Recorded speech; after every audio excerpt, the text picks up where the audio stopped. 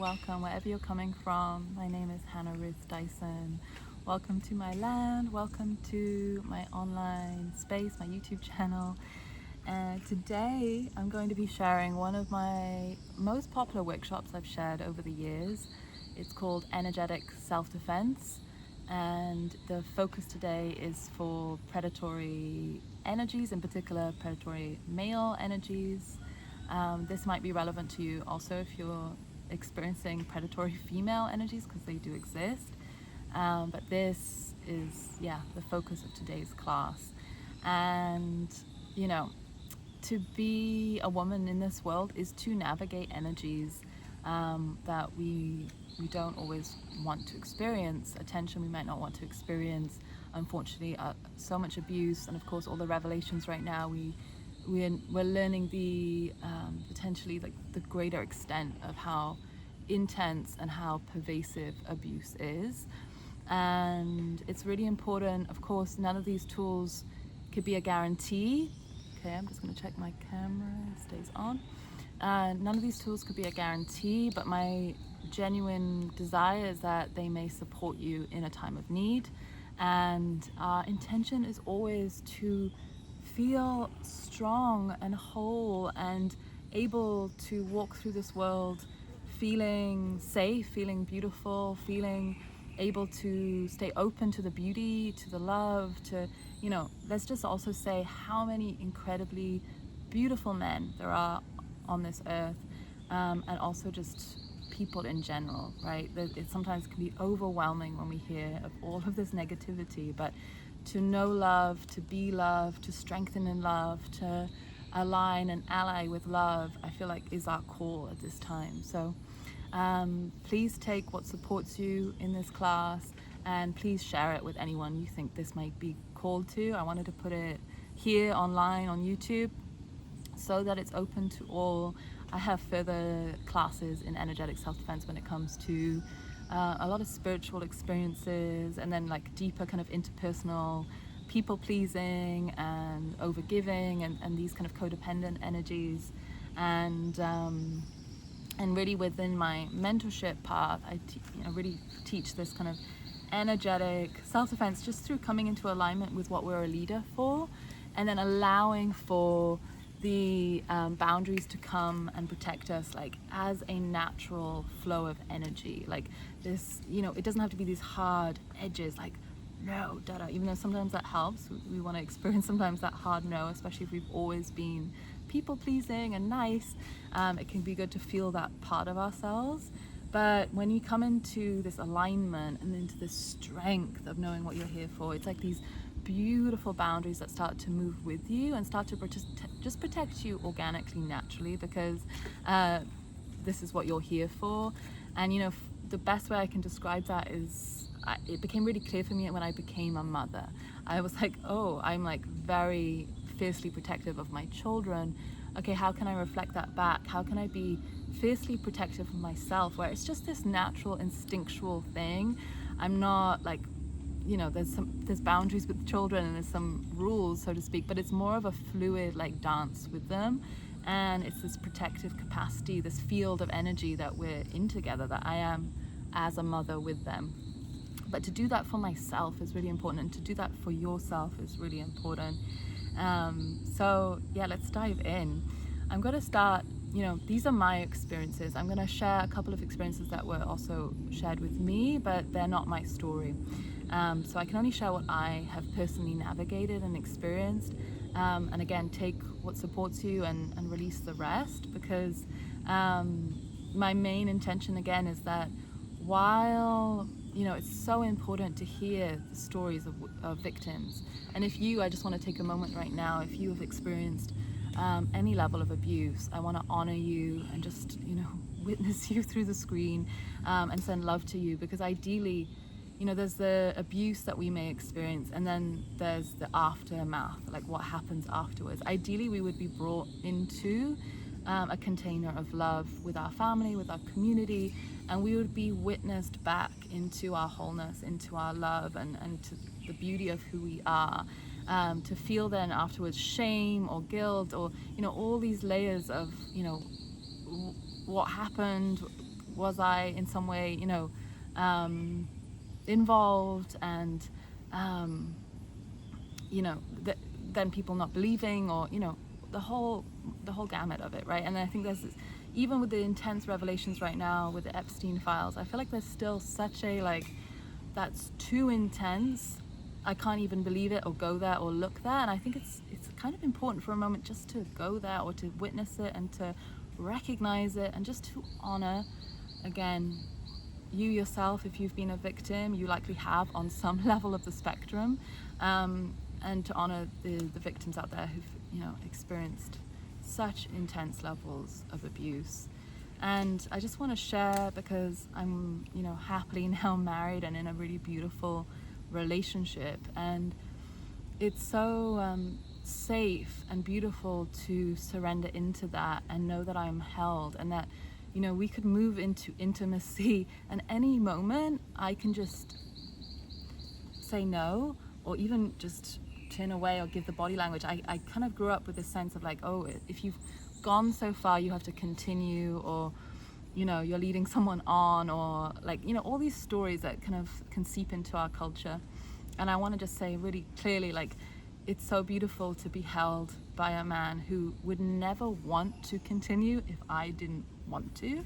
And there is something, when you develop that strength and that safety in relationship, you get to access the most incredible bliss and pleasure and intimacy and connection to source. The ceremony of sex and personal relationship is so sacred that it's such a shocking sadness that it's been abused to such an extent. And when there is transgression, when there is rape, it is never about that intimacy, and you can never access that bliss, that pleasure, that deep connection to source when you try and extract, when you try and control, when you try and abuse, when it's just this cheap form of feeling powerful or feeling something, because these are desensitized, wounded individuals. So I just want to put that into context. So I'm going to journey us back right now to 2008, and I was in my traveling the year straight out of high school before I went to university. I'd worked for 6 months, and then I went traveling for 6 months, and I was in Vietnam. I was with a group of friends, and we were on a night out, and me and one of the friends I'd met, we decided we didn't want to stay any longer. We were really tired. We wanted to go home. The rest of our friends wanted to stay out. So me and this male friend, we decided to leave this bar, and the only available transport outside were motorbike taxis, and they wouldn't take us on the same one, so we had to immediately split.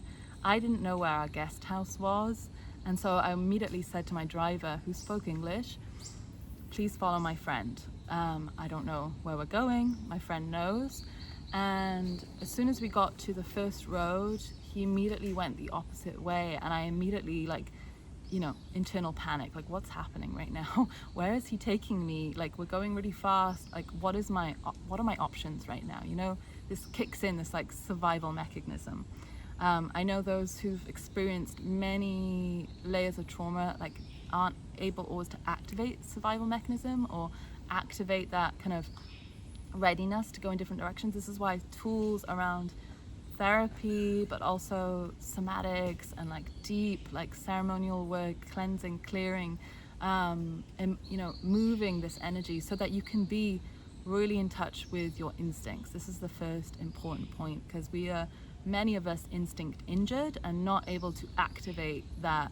We go into that flight or freeze or fawn responses, rather than I'm ready to get out of here. I mean, maybe flight is a good one, but fight is not the right, usually the right option, especially when you have a bigger male that could overpower you. So I was already in this ooh, what am I doing? And he brought me into the city, and we went down this dark lane, and I could see he was heading towards this group of men. And immediately there was this sense of oh, I'm about to be gang raped. and something activated super strong. Like I remember feeling in my gut like, this is not my story, like no. And something then came over me, which was not from my mind at all.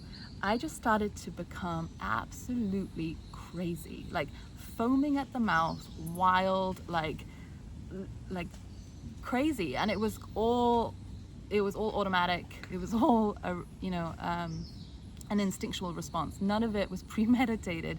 It just happened, and it felt so out of body that, even afterwards I was like, was that all a dream? Like, what just happened? Because I managed to get away. These men were so freaked out, they didn't know what to do with me, and I managed to get away. And I, for some like miracle, found my friend at the center of the town, who was also panicking and looking for me. And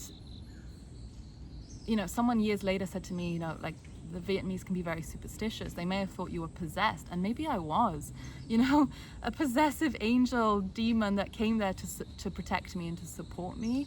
But I feel like this is accessible to all of us, but we can't be afraid to be weird. This is one of the main messages throughout this, because to shake up sometimes the way something is happening, the way something is playing out, to like act completely out of the norm. I remember we had one self-defense kind of class when I was living in London, and she said, like, start pretending you're throwing up, or start like do anything to kind of shake up this is what's happening. So it's that kind of reality disruption that is really important, because it could save your life. It could save your just the sacredness of your body and who you are. So that's my first story. And then let's fast forward to 2012. I had the absolute gift of traveling through China. My father was working there, and they paid for me and my sister to come out, so it was this amazing opportunity. And then I was so excited just to travel solo after that. And I had amazing experiences. Wherever you are in the world, I genuinely believe there are so many more beautiful people, angels, like earth angels, like kind people, than there are these lost individuals who are trying to do harm.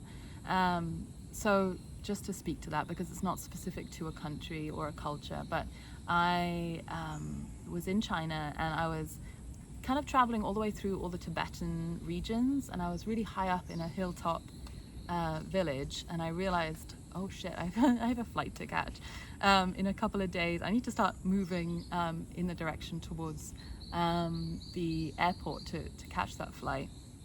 So I went to go find a night bus, and I found a night bus, and there was one other young woman who was there. She was from Poland. She had an incredible story. I thought I was being adventurous, but then I met her, and I was like, wow, she's on another level. But it was just us, and then all Tibetan men, and the bus was very much built for Tibetan men, these tiny beds. And the bus was meant to journey throughout the night and arrive at 7 a.m. in the next town that I would use as a base before moving back towards my flight. And so I got on the bus, and we hurtled down the mountain. It was so fast. These beds were metal. I just remember being like, this is the craziest experience. We went so fast that instead of arriving at 7 a.m., we arrived at 4 a.m. So it's dark, and I'm arriving in a town that I've never been to before. I don't know where my guest house is. They leave us on the side of the road, and suddenly, my new Polish friend had disappeared, and I was on my own. And I was like, okay, what do I do? What's the smart thing here to do? I think from my mind, not instinctually, but from my mind, I was like, get into a taxi, and he can just take me straight to the guest house, which is meant to be 24-hour reception. We'll get to that. It was closed by the time I got there, but I got into this taxi, and the moment I got in, something immediately fell off. He immediately locked the doors, and within a few minutes he started like touching my legs, and I, once again, without premeditation, without thinking about it, just started to act absolutely like a wild creature, like a feral creature. just so like out of it that he had to pull over because I was being so erratic. And I'll never forget this beautiful old man, this Chinese old man, clearly could immediately see what was going on, like shouted at the taxi driver, made sure I got out. He didn't speak a word of English, but I showed him on my guidebook where the guest house was. So this was before smartphones. This was before, we could just download a map and know where we were going. And he just walked me there, and then the reception was closed. He sat with me, and I'll never forget, because the moment they opened up, he had disappeared, and it felt like this guardian angel had shown up and taken care of me, and I was just so grateful to him. But again, this is another example of not being afraid to act like an insane person, a crazy person, and like just shaking out the energy so much that you can get out of this situation. There has to be this instinctual part, because it has to be unique to the situation that we're in, right? Like there's certain setups of like, how big is that man, or like what is the exit strategy, like what, like there's certain things that like we don't really have time to think through. That's why our instincts are so important, and we can start to practice our response to our instincts in our everyday life. And this is like something you really learn while you're traveling, because there's so much unknown and there's so much movement that we can kind of get lazy in our kind of everyday routines. But really trusting when we get a gut response of, I'm just not going to go there today, or I'm not going to take that path, or even if it seems ludicrous. I mean, I've had it here where it was the middle of the daytime and I just had this strong feeling of like, no, I'm not going to take the beach path. I'm going to just take the more unpleasant main road path. And then it turned out later on that several women got raped on that beach path. And it's like, I wish this wouldn't be the case, or this, wouldn't be that we could just, especially in the daytime, be able to walk in the beauty and along the beach in safety and in peace. But the important piece is that instinctual piece, just listening to it and strengthening it, being okay to be uncomfortable. There's been many situations where I'm awkward, I'm weird, it's not fitting in. It's like, oh, why is she being, I felt so much the archetype of being easygoing in my past, and I still am in many ways. I'm like very, I try to just allow for ease and flow in my life, but it's important to be able to say no and to take a different path, a different choice, a different direction. Again, this is something we have to repattern over time.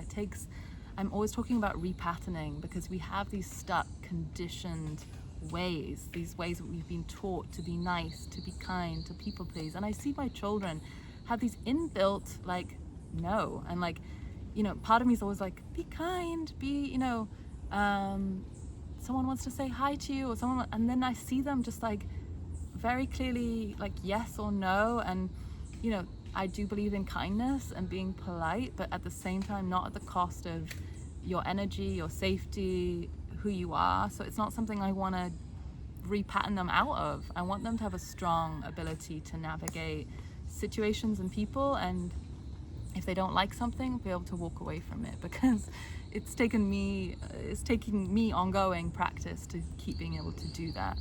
And so my next scenario, which was just one of the most powerful experiences of learning how to shift my energetic state and what an influence it can have.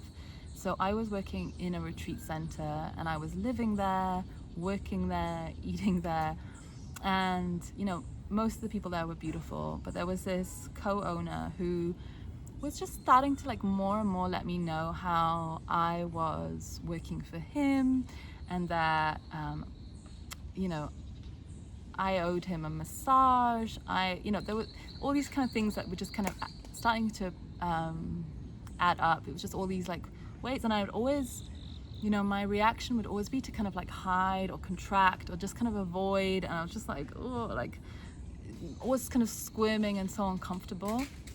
This patterning since age 12 of seeing men, look at me in my school uniform and make comments where I was so clearly age 12. It's like, that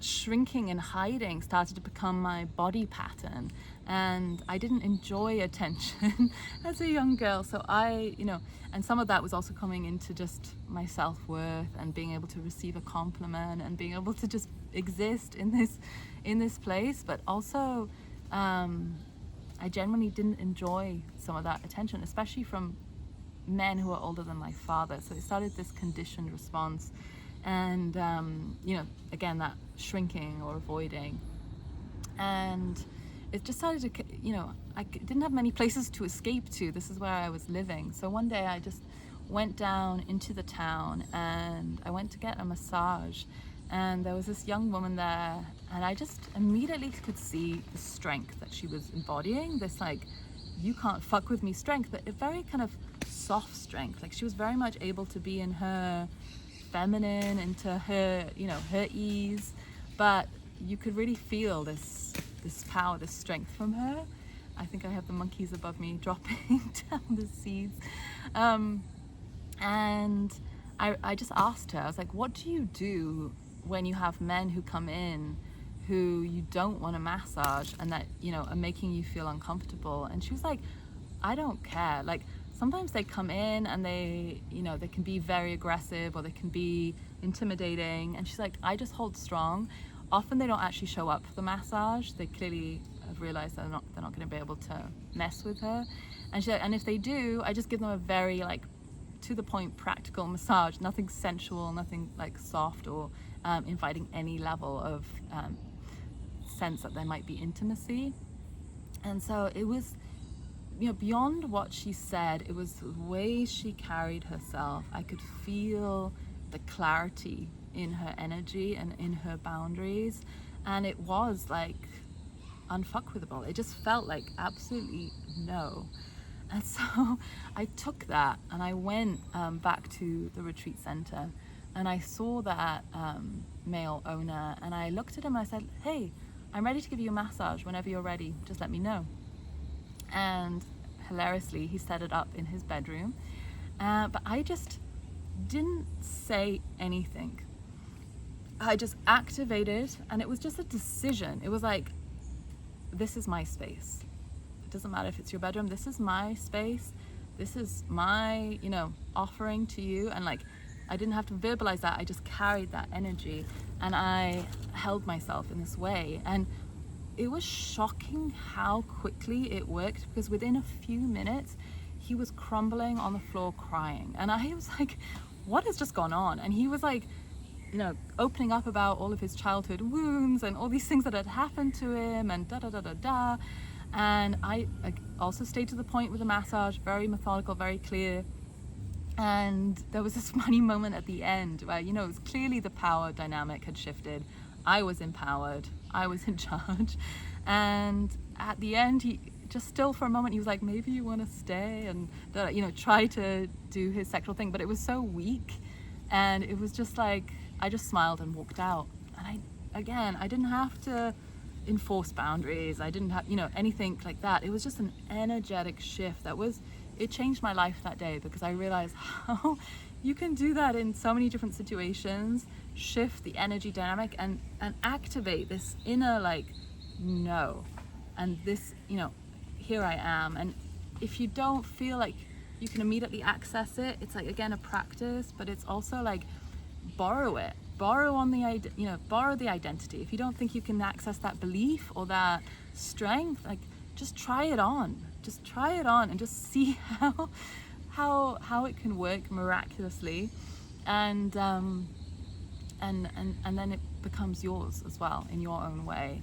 And this is something then again I've practiced in other situations, other forms, and it's amazing though when you shift into these different power dynamics, and even the way you hold your body, and you just don't become an easy target anymore, right? Like when you have an abusive man or anyone, the most important thing to recognize is that they are an extremely wounded child. And that is without a doubt, however powerful they feel. And I've been around some incredibly powerful, seemingly powerful spiritual leaders, like so intimidating. And it's amazing when you start to see the wounded child and how it shrinks that power, which is all just puffed up aura and energy that they've cultivated, to impress and to kind of be able to manipulate and extract and abuse. Once you see the wounded child, you gain the power. So this is one of the teachings, is like coming into the power of a mother who can see anyone as a child. And you know, we all have wounded children, let's be honest, right? We all have these wounded parts of ourselves. But when you're whole, integrated, you know, in a loving place, there's no part of you that wants to be abusive. There's no part of you that wants to extract or manipulate or try and force your way into situations. Like, we may all have moments where, you know, we all have different power. We can manipulate emotionally, we can manipulate energetically, we can manipulate physically. You know, there's so many different ways, mentally, and we might not even catch that we're doing it, right? There's a cycle sometimes of being with an abusive person because you see the wounded child, and actually you hold that wounded child with so much love and compassion that you're willing to stay with them in hopes that they heal and that they come into wholeness and that you can be the healer. And it's so important that we step back from that. It's not our role to save anyone. We're here hopefully to save and to strengthen and honor ourselves, and then let that be a ripple effect in our life. Let that inspire others. But yeah, again, it's not our role to save anyone. We can only tend to ourselves and give people space to come into that realization that, wow, I did something right there that was abusive. I don't want to feed that. How can I now find help, you know, professional help? Especially as women, we can get pulled into these codependent caregiver, healer type dynamics or mothering dynamics. This strength of a mother that I'm calling upon in this situation and just for this class is love at a distance. It's like, I love you, but I release you, you know? And even with my own children, it's important not to develop this codependent entanglement. So it has to be love. And I see you rising up. My children are still small, but the aim is to see them come into their own and just to be there as a loving pillar, you know, ready to continue to pour love into them and for them to feel that, but to learn, make their own mistakes and to come into their own sense of self. And, you know, this is what we're all looking for, I think, to find that whole and worthy self. But, you know, when I moved here, I was biking around, I was in my like free spirit kind of energy, and there would be often men calling out, and you know, I was like, what do I do in these situations? Rewinding back to when I lived in London back in 2012, I remember I went rock climbing with my friend and we were walking home, and this guy in a white van, it's always a white van, started shouting at us like really kind of intimidating sexual stuff. And I just remember, like, I was trying to find my way. I was like, I need to get out of this shrinking, you know, shut down version of me. And I just decided to experiment. Like, I just decided to shout, like, leave us the fuck alone.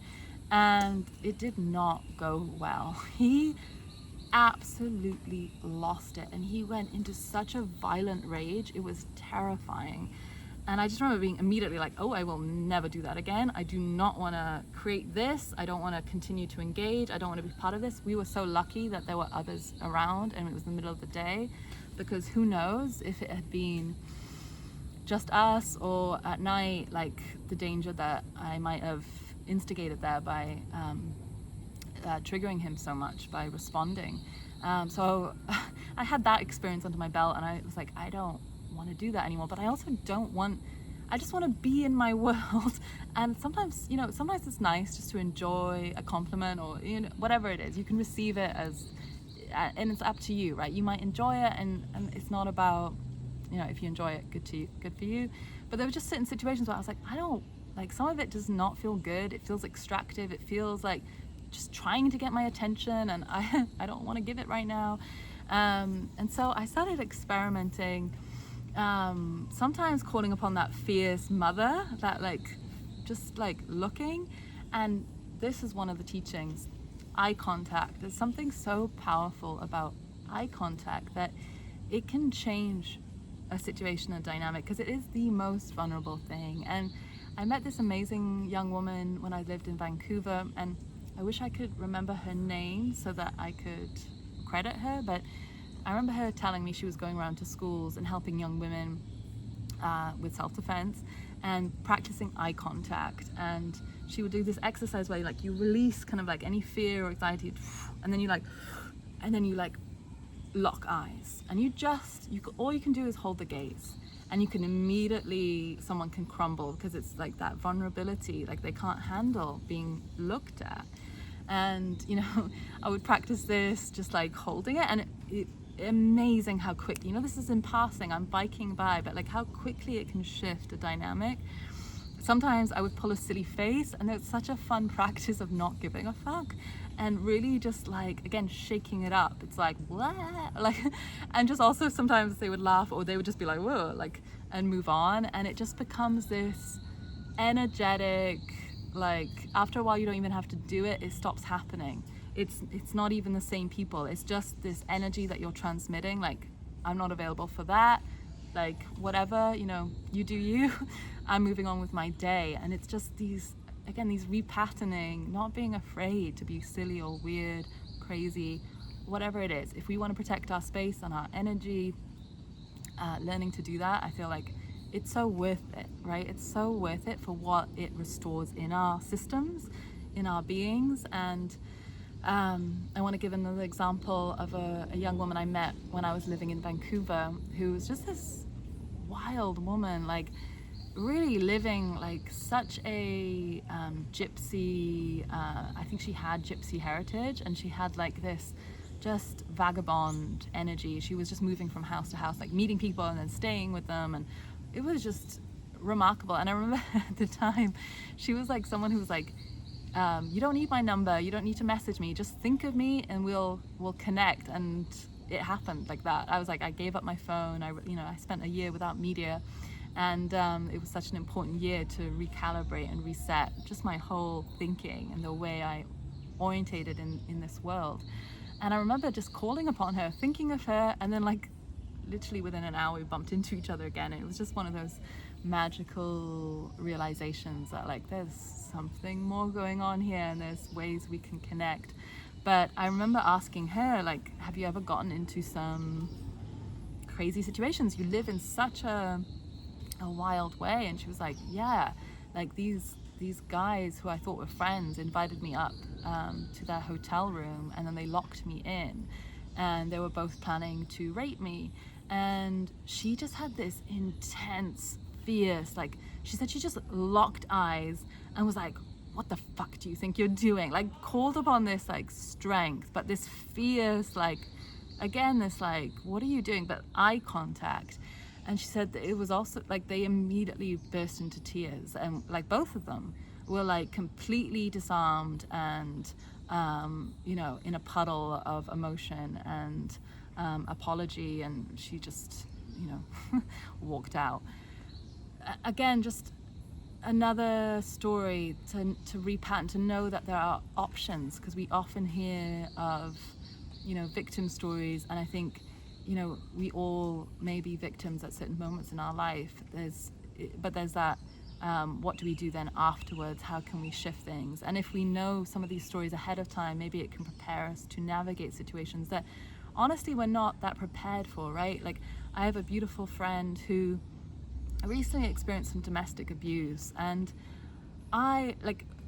I saw her the morning after, and I saw her wounds, and I felt the energy of it, and I felt so immediately like the empathy, right? I took on the empathy of like, this is for those of us who are sensitive and empathic, it's not ours to take on, but in this situation I was super tired, and I just felt it, and I was like then carrying this like super vulnerable, and this wasn't my friend at all, actually. She was very strong and clear, like this was the clear thing that she needed to shift the dynamics, to release this person from her life and say no more. She needed that direct line in the sand to finally let it go. So she was very strong, but I was feeling the vulnerability of like, whoa, like here you have this very immature man, but he is physically strong and big, and she got to that point where she thought he might kill her. So, you know, it is an extreme scenario, and it can come in such a, it can never have happened before and all of a sudden happen.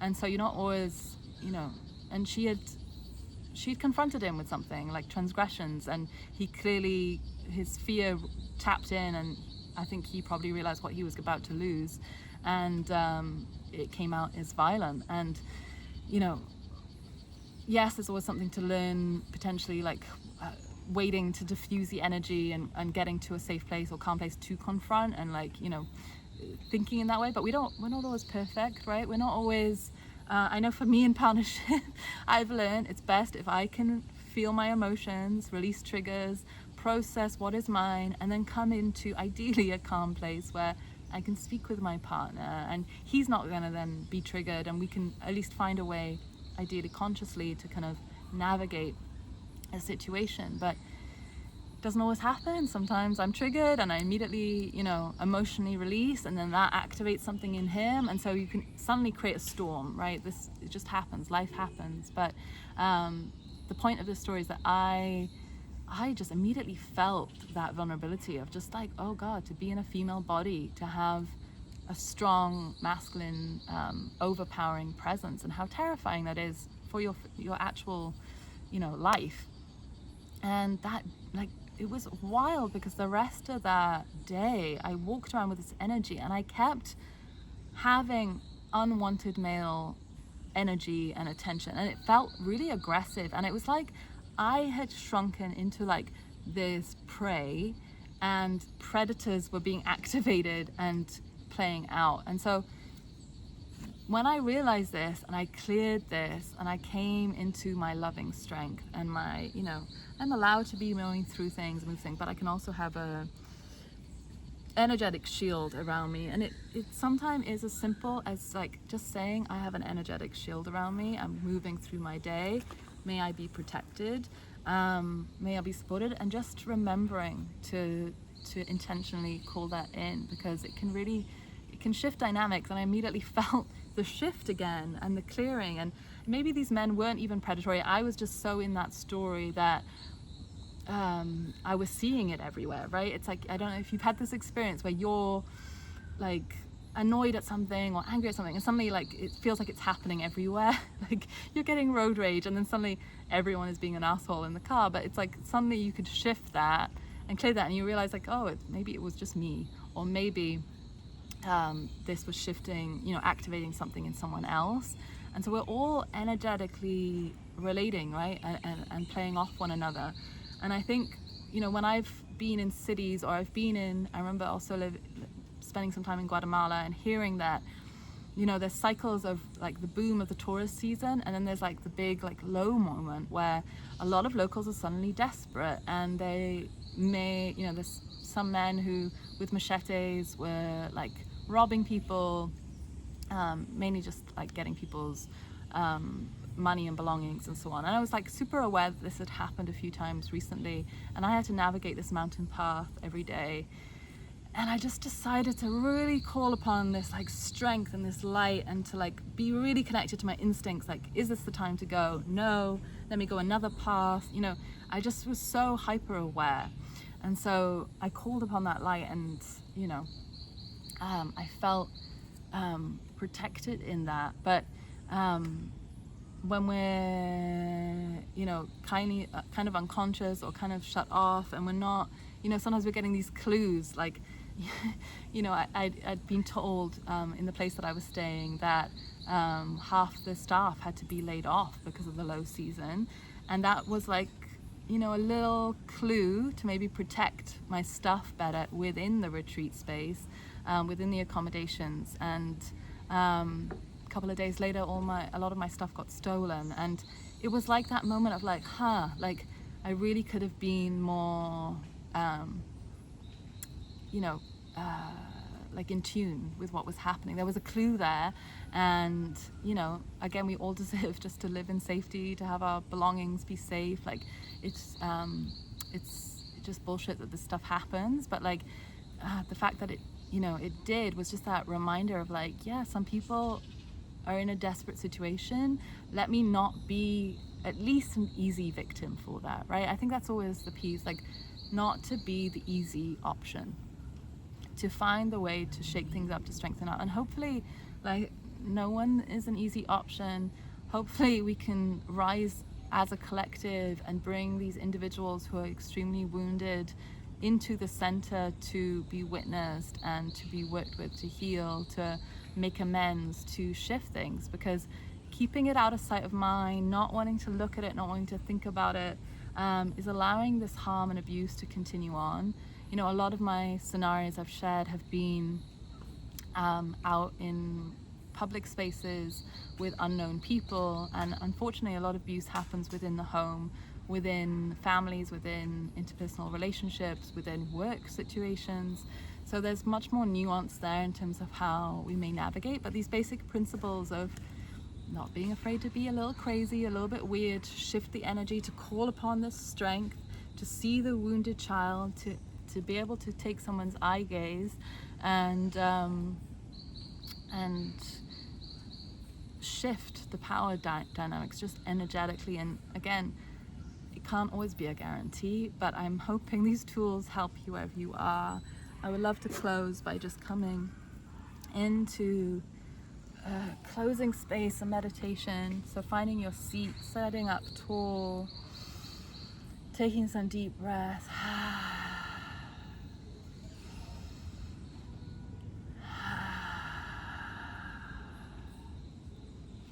Just noticing for a moment where you may feel a little bit stuck, a little bit rigid, opening up your shoulders, breathing some space so that you can open up your heart, your belly, let your belly be soft.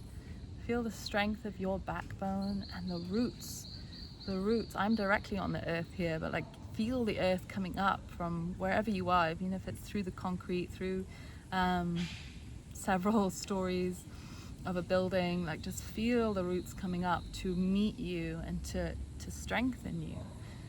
Feel this like deep primordial power, this ancient power of the earth. Continuing to breathe.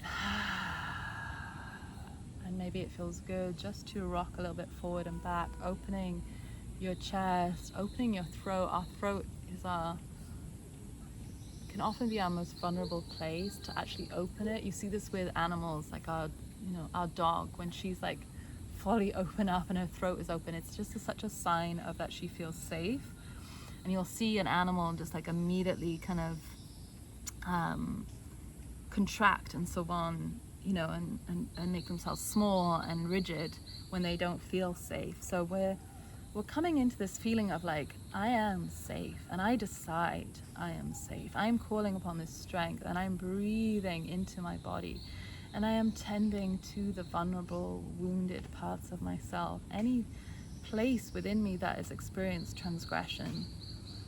And I've worked with so many clients, so many beautiful people who feel like on some level they were involved in what happened to them, that they in some way to blame. Sometimes they actively chose to go home with someone, or and again, this reminder that any loving, whole, like strong individual, strong man, strong woman would never transgress, even at the point where you've gone so far intimately and you then realize you don't want to continue. Like a loving whole person would not want to continue.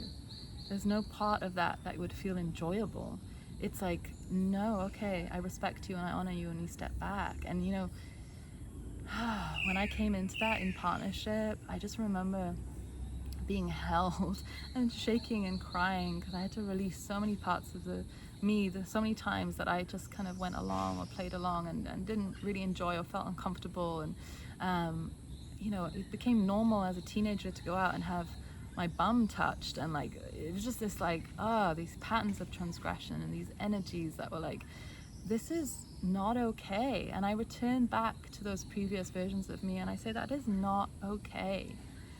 And we can see any perpetrator in our life, anyone who has enacted harm, we can see them as a small wounded child. And there's no rush to get to this place, and maybe you won't in this lifetime, and that's also okay. But I tell you, the moment of power that you can come into to see the wounded child and to feel sorry for them, and actually to send love to them, but sending love for them to clear and to stay far away. Like, it's not a love that's calling them back to you.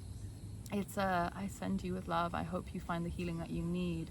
How sad that you had to abuse or rape or enact any kind of violence, whether it was emotional, energetic, physical, mental. Like, I release that. And any part of me that is engaged in any kind of abusive energies, I also forgive myself. I love myself back. Any wounded parts of me that played out, that reacted, that came out, like, you know, it's so much shame and guilt can come out when we even have a moment of acting in some way that was not our highest self, not our most aligned self. So we just lovingly, I invite you to bring your hand to your heart or your belly if that feels good to you, just to lovingly rock yourself back and forth and say, it's okay, I love you, I forgive you, I release you. Any parts of myself that have transgressed, I release you. Any others that have transgressed against me, I offer you love from afar. And I truly desire us all to find the highest whole integrated self. And we need to create space in our society for healing, for people to make amends, for people to come back into wholeness. If we keep casting them out, keep imprisoning, keep, you know, sending away, keep damning, keep calling out, keep, you know, making people wrong, it's like it doesn't, it's like these patterns don't get to be resolved or healed. So let's also just vision everyone finding that path of healing, of making amends. It doesn't make it okay. It will not be forgotten. But, you know, for the light of our own path, it really helps to send love to anyone who has done us wrong, so that we don't have to carry that imprint within us any longer.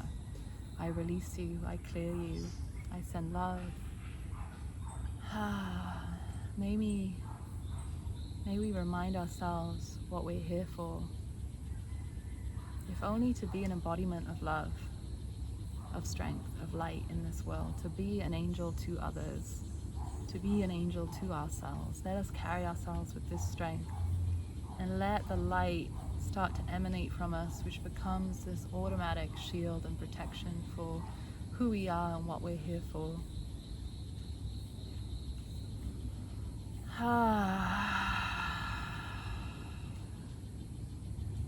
Hey, I'm going to close with a song, inviting you to stay with your eyes closed and just feeling again your breathing, your body, your energy moving.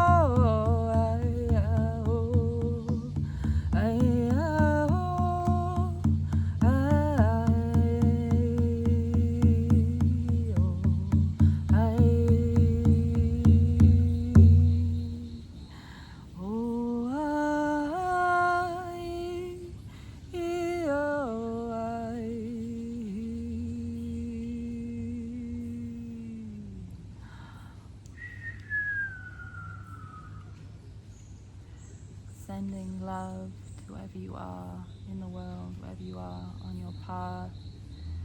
Please share this with anyone you feel it may support, may guide them, may strengthen them, may clarify, may, you know, come into a deeper connection to how they can walk in this life and feel the beauty and love of who they are. So you can stay open.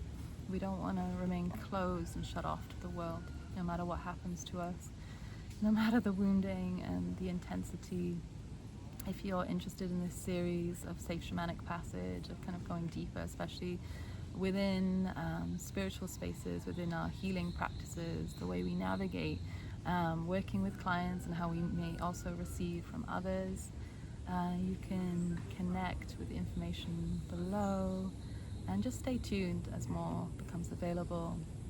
Again, my name is Hannah Ruth Dyson, and I'm sending love to whoever you are in the world.